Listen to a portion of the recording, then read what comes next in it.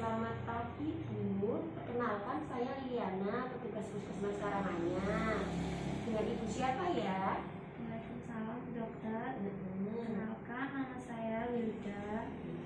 Saya dari Karanganyar sini aja dokter. Usianya berapa ya Bu ya? Saya usianya 26 tahun dokter. Ibu sebelumnya datang ke puskesmas kenapa Bu? Ada yang dikeluhkan? Iya dokter, ini kurang enak pikiran gitu dokter, seperti dia kurang istirahat gitu dokter, capek lelah gitu. Lelah? Iya. Apa Mbak Wilda, Bu Wilda ini stres? Kemungkinan seperti itu dokter, karena tidurnya kurang, terus habis itu juga mau tidur juga kurang bisa tidur gitu dokter. Oh, berarti ada masalah di lingkungan kerja? Kemungkinan ada dokter, di lingkungan kerja itu juga banyak kerjaan, terus sampai rumah itu di rumah juga banyak kerjaan. Ini kan saya juga lagi hamil, jadinya banyak tuntutan, banyak kerjaan, kurang istirahat gitu dokter. Iya. Begini ya Bu ya, jadi kemungkinan ya ada ya stres masih ringan sebenarnya. Kalau stres sendiri itu kan reaksi alami dari seseorang. Misalnya ada perubahan-perubahan, jadi seseorang itu akan menyesuaikan diri. Jadi ada timbul respon-respon dari tubuh, baik bisa secara fisik atau emosional. Nah, tadi berarti juga sudah tahu penyebabnya ya. Di sini nanti akan saya jelaskan ini ya, ini ada leaflet, nanti bisa Bu Wilda bawa pulang, akan saya jelaskan cara mengendalikan stres. Ya, pertama, sebelumnya apa Ibu Wilda sering mengeluarkan unek-unek? Karena kan kalau unek-unek itu sebaiknya dikeluarkan, jadi tidak disimpan. Ya, tapi kita mengeluarkan unek-unek itu juga dengan orang yang kita percayai, jangan sembarang orang. Misal keluarga dekat, suami, ibu, orang tua. Selama ini apakah unek-unek juga sudah diceritakan ke orang yang terpercaya? Sepertinya belum semuanya dokter, belum sepenuhnya tersampaikan. Ya, nanti kalau setelah ini kan pasti ada orang yang dipercayai oleh Bu Wilda, jadi nanti harus dikeluarkan saja unek-uneknya supaya meringankan beban dari Ibu Wilda. Ya. Oke. Yang kedua, olahraga ya.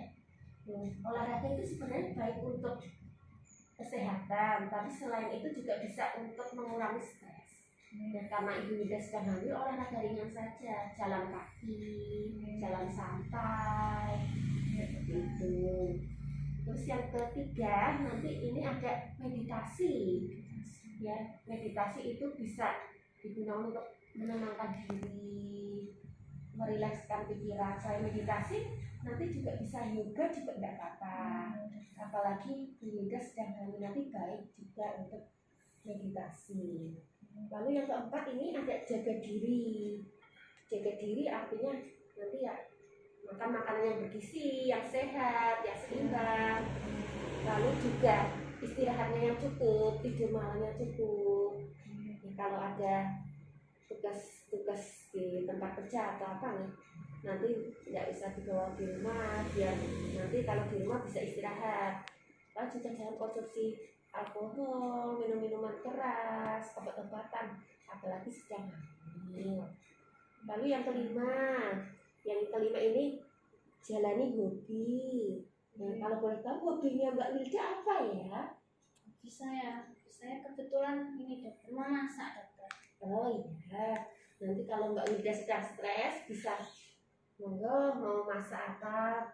Nah, kalau misalkan itu hobinya, apalagi memasak itu hobinya positif, nanti bisa dilakukan, insya Allah nanti bisa mengurangi stres.